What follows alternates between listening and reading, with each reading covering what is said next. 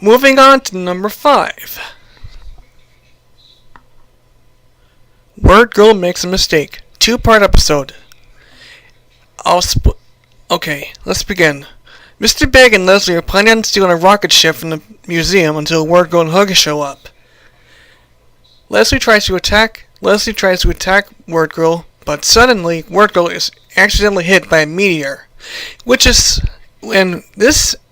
meteor somehow is from the planet Lexicon, and is full of pure Lexinite, and somehow this mispronounces Wordgirl. Wordgirl's words mispronounced. She mispronounced lawless, flawless, and authority. And somehow, Mr. Big, curious about this, decides to use Lexinite against her. Back home, Becky Botsford was so frustrated that her words were pretty were a mistake mispronouncing. Tries to explain to her father and brother that she really is a Wordgirl, but they can't. But her father and her brother don't believe her. And then she tells her origin story of how she came to Earth, how she was adopted by the Botsfords in the first place. Now, folks, you may have seen this in the Wordgirl Wikipedia page that she was found on the doorstep of the Botsfords, but somewhere in her story, she was found in the woods with her monkey sidekick, Captain Huggy Face, and her parents showed up and somehow took her in, and that's when before T.J. Botsford was born. More to the story is Wordgirl was so irritable about her making her word mistake. Somehow almost regains her confidence back by going to see Mr. Big, disguising himself as an old lady rescuing a kitten.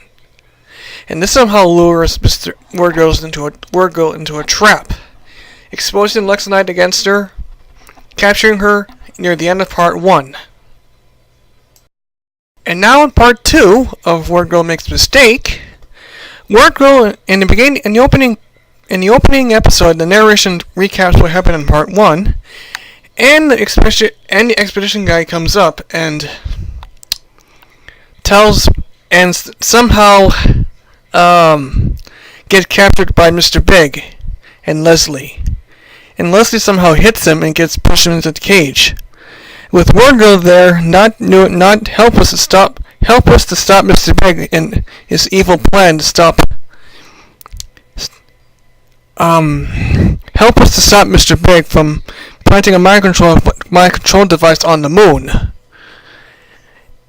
Somehow, this Wordgirl may think this is a mission failure to her, but I don't think that's going to happen.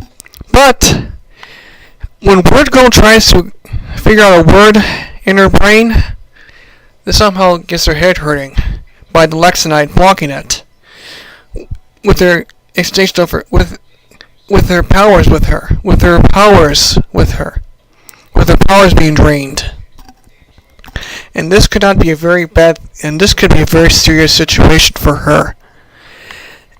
And somehow back in the Botsford home, the Botsfords have a pile of dishes for Becky to clean when her task is done. And somehow the whole world needs to be saved. And one hero can save us all, and we change the park where the old museum guard is feeding birds in the park, which is, what? Why do we call him? We need Wordgirl. Anyway, back on Mr. Big's roof, Wordgirl is still trying to find the word on top of the roof, but she can't. With all of this she tried, Mr. Big escapes, gets on the rocket ship, heads straight up to the moon, and builds the mind control device. Back on Earth, Handyman Tom, if I'm correct, people, somehow Mr. Big helps somehow build the Lexinite cage and somehow gets pushed in. And the expedition guide tells Wordgirl she doesn't have to define a word, she has to find clues to make a word. And that she did. And somehow defined the word, opened Lucky Try 9000, and Wordgirl zoomed off into space and stopped Mr. Big's evil plan.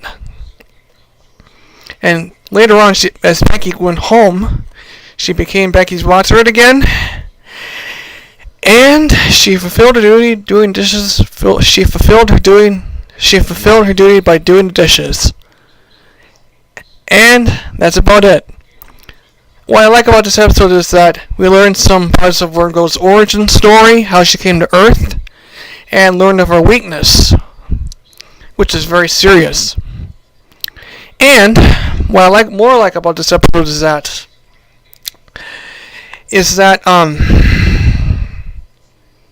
she has full responsibilities of a superhero and a mild-mannered fifth grader, like the producers of the show made for her back in 2006,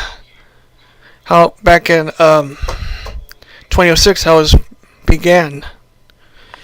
More into this story is that we learned that Wordgirl sometimes defines the word, but she has to find clues.